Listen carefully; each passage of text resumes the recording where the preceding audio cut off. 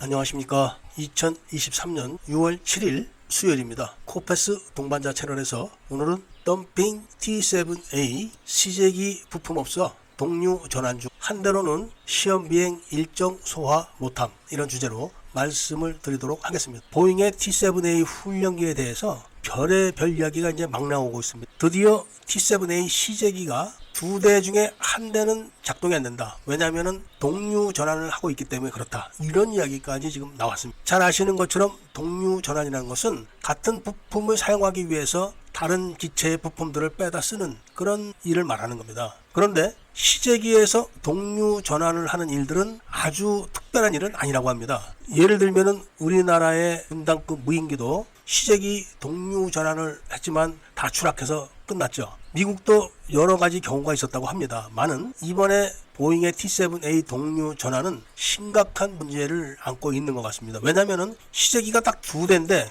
그 두 대를 다 시험비행 일정에 투입을 해야지만 미 공군에서 지정한 시험비행 일정을 다 소화를 할 수가 있는데, 하나를 동류 전환으로 세워놓고 그 부품을 떼어다 쓰면서 한 대만 갖고 하다 보니까 이 일정 소화를 지금 못하고 있다는 겁니다. 그러니까 대표적으로 윙락 현상이 발견됐을 때 보잉은 윙락 현상을 해결했다, 이런 발표를 했었지만 미 공군에서는 보잉의 그런 발표에 대해서 어떠한 코멘트도 하지 않았던 것을 다 기억하실 겁니다. 그것은 미 공군이 보잉이 윙락 현상을 해결하기 위해서 기체를 손을 보거나 또는 그 기체를 이용해서 시험을 하거나 하지 않았다는 걸 잘 알고 있었기 때문에 그런 겁니다. 그냥 컴퓨터 시뮬레이션으로만 시험을 한 것이고 그 근본적인 원인도 컴퓨터를 통해서 해결한 겁니다. 그러니까 소프트웨어만 갖고 해결을 한 것이죠. 여기에 대해서 미 공군은 윙락 현상이 해결됐다 안 됐다 아무런 코멘트를 하지 않았던 겁니다. 이런 현상들이 바로 보잉의 T7A 훈련기 시제기가 한 대만 갖고 움직이기 때문에 보잉은 실질적으로 현장에서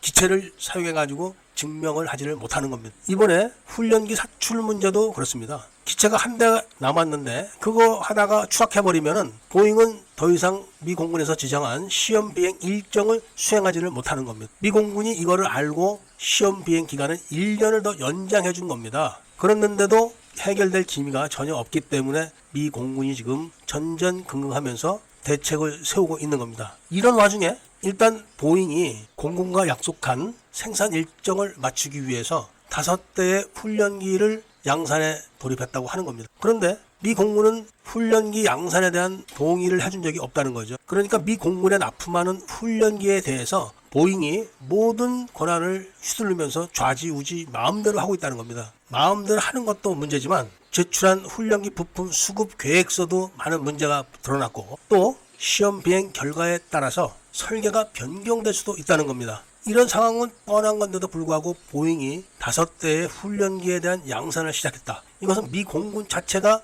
승인해 준 것도 아님에도 불구하고 이런 일이 벌어진 것에 대해서 미 공군은 최근에 보잉과 공군은 아주 좋은 관계를 유지하고 있다, 이렇게 표현을 역으로 했던 겁니다. 시험 비행 일정이 끝나서 그 시제기에 대한 평가가 제대로 이루어져야지 훈련기에 대한 설계를 확정하는 겁니다. 그런데 이미 여러 가지 문제가 드러났고 그것이 제대로 시정됐는지 확인도 안 됐는데 훈련기를 양산에 돌입했다. 이런 것은 정말 큰 문제가 아닐 수가 없는 겁니다. 앞으로 정식 훈련기에 대한 양산에 미 공군이 어떤 결정을 내릴 수 있는 그런 혼란스러움이 점점 쌓여만 간다고 하는 겁니다. 먼저 양산 계획이 수립되고 그 수립된 양산 계획에 따라서 감독 계획이 또 세워져야 되는데 그렇게 하는 절차가 이미 다 엉클어져 버린 겁니다. 얼마 전에 말씀드린 것처럼 원래 계획은 2027년도까지 초도기 양산을 미뤄줬는데 이게 2030년대까지 갈 수 있다, 이런 우려가 지금 미 공군에서 팽배하고 있는 겁니다. 그런데 보잉에 이런 문제가 있음에도 불구하고 공군에서 별도로 추진하고 있는 ATT 전술 훈련기에 대한 진행도 계속 브레이크가 걸리고 있다고 합니다.